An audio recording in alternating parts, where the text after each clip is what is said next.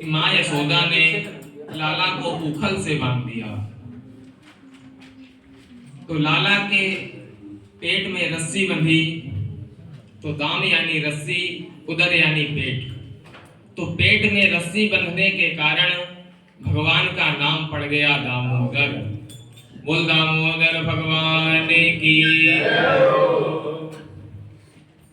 मैया यशोदा लाला को उखल से बांधकर यमुना जी जल भरने चली गई। कन्हैया रोते रह गए। कन्हैया बोले मैया मुझे छोड़ दे। मैया ने सुना भी नहीं और यमुना जी जल भरने चली गई। सुखदेव जी कहते हैं परीक्षित, जो परमात्मा सबको मुक्ति देता है वो आज अपने मुक्ति के लिए रो रहा है और मैया यशोदा से कह रहा है मैया मुझे मुक्त कर दे। जब किसी ने सुना नहीं तो कन्हैया रोते रोते उखल को घसीटते हुए बीच आंगन में आ गए। आंगन में दो अर्जुन के वृक्ष खड़े थे। अब कन्हैया तो वृक्षों के बीच से निकल गए लेकिन उखल फंस गया। कन्हैया ने एक झटका मारा तो दोनों वृक्ष गिर पड़े और दो दिव्य पुरुष प्रकट हो गए। परीक्षित बोले गुरुदेव ये दोनों दिव्य पुरुष कौन थे? सुखदेव जी बोले राजन ये दोनों कुबेर के बेटा थे, नलकूबर और मणिग्रीव। अब कुबेर हैं धन के देवता, तो धनपति के बेटा थे तो उनको हर चीज का अभिमान था, यौवन का, मन का, पद का, सब चीज का इनको अभिमान था। तो एक बार अप्सराओं के साथ में मंदाकिनी नदी में स्नान कर रहे थे, निर्वस्त्र ही स्नान कर रहे थे। वहीं से नारद ऋषि निकल पड़े तो सारी अप्सराओं ने शर्माकर तुरंत वस्त्र पहन लिए, लेकिन ये दोनों नग्न ही खड़े रहे। महात्मा जी को बड़ा बुरा लगा। बोले अरे देखो तो इनको किस बात का घमंड है, वृक्षों की तरह खड़े हैं, इनको शर्म नहीं आती। इनको अपने देह पर अभिमान है जिसकी अंत में तीन ही गति होनी है, जला दो तो राख हो जाएगा और गाड़ दो तो विष्ठा बन जाएगा और फेंक दो तो कुत्ते खा जाएंगे। इस देह पर इनको अभिमान है। बोले जाओ मैं श्राप देता हूं कि तुम दोनों वृक्ष ही बन जाओ। अब तो तुरंत दोनों नारद मुनि के चरणों में गिर गए। बोले महाराज ये क्या किया आपने? नारद महात्मा जी बोले बेटा अब तो तुम वृक्ष तो बनोगे ही, लेकिन द्वापर युग में भगवान तुम्हारा उद्धार करेंगे। तो आज भगवान ने उखल से बंध के इन दोनों का उद्धार किया। दोनों ने प्रकट होकर भगवान की स्तुति की। वाणी गुणानुकथने श्रवणौ कथायां हस्तौ च कर्म सुमनस्तव पादयोर्नः स्मृत्यां शिरस्तव निवास जगत् प्रणामे दृष्टि सतां दर्शने स्तु भवत्तनूनां।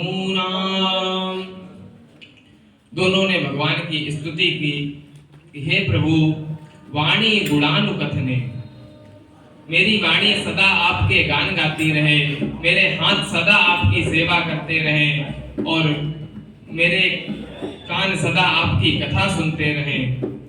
इस प्रकार भगवान की स्तुति करके वो दोनों तो स्वर्ग को चले गए, लेकिन वृक्ष के गिरने की आवाज नंद बाबा को सुनाई दी। तुरंत नंद बाबा भागे भागे आए और लाला को उखल से खोल दिए और यशोदा से जाके बोले अरे यशोदा या बुढ़ापे में तो तेरे एक छोरा भयो है और वाको तूने उखल से बांध दी हो, तो कोने को शर्म न आई? इतनो नेक सो लाला वाको तूने उखल से बांध दिया, देखो तो कितना रो रहा है। यशोदा मैया को बड़ा पश्चाताप हुआ। नंद बाबा ने ब्राह्मणों को बुलवाया और शांति पाठ हवन पूजा पाठ करवाया और ब्राह्मणों को भोजन करवाकर खूब दान दक्षिणा दिए।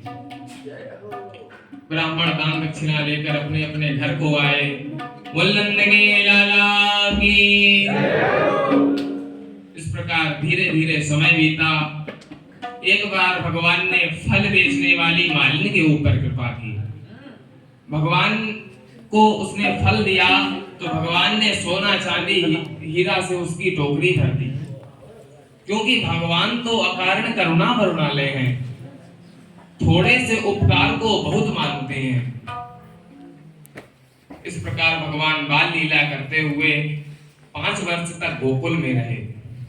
लेकिन जब से अर्जुन के वृक्ष गिरे हैं तब से नंद बाबा कुछ प्रसन्न नहीं हैं, मन ही मन में दुखी रहा करते हैं।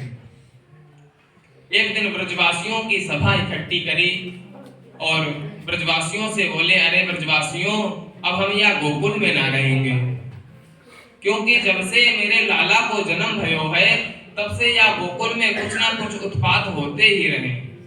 तो जहां मेरा लाला नहीं सुखी वहां मैं भला कैसे सुखी रह सकता हूं। तो ब्रजवासी बोले, तो फिर कहां रहोगे? बोले, बताओ आप लोग जगह, आपके निगाह में कोई अच्छी जगह हो तो बताएं जहां पे मेरा लाला आनंद पूर्वक रह सके। तो नंद बाबा के एक भाई हैं उपनंद जी।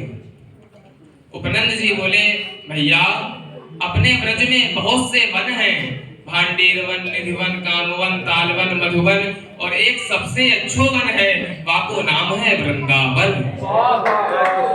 कि वृंदा का अर्थ होता है तुलसी, वन का अर्थ होता है बगीचा। तुलसी काननम यत्र तन्नाम वृंदावन। जहाँ तुलसी का वन हो वही तो वृंदावन है। अथवा भक्ति नृत्य यत्र तत्र वृंदावन। जहाँ भक्ति नृत्य कर रही हो, जहाँ भक्ति नाच रही हो, वही तो वृंदावन है। कि वृंदावन के वृक्ष को मरम न जाने कोय, जहाँ डाल डाल और पात पात में राधा नागर होय।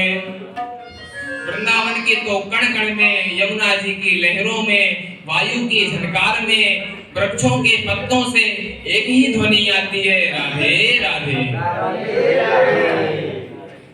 क्योंकि वृंदावन की इतनी महिमा है कि विपिन राज सीमा के बाहर हरिहु को निहार, जदपि मिले चिंतामणि तब हुना हाथ पसार। यदि वृंदावन के सीमा के बाहर भगवान भी बुलाएं और कहें हम तुमको चिंतामणि देंगे आ जाओ, तो भी कोई वृंदावन से बाहर नहीं जाना चाहेगा। जो भी व्यक्ति एक बार वृंदावन में आ जाता है वो तन से भले ही वृंदावन के बाहर चला जाए, लेकिन उसका मन वृंदावन में ही लगा रहता है। आइए हम लोग भी वृंदावन की एक बार महिमा गा लेते हैं कि वृंदावन धाम अपार जपे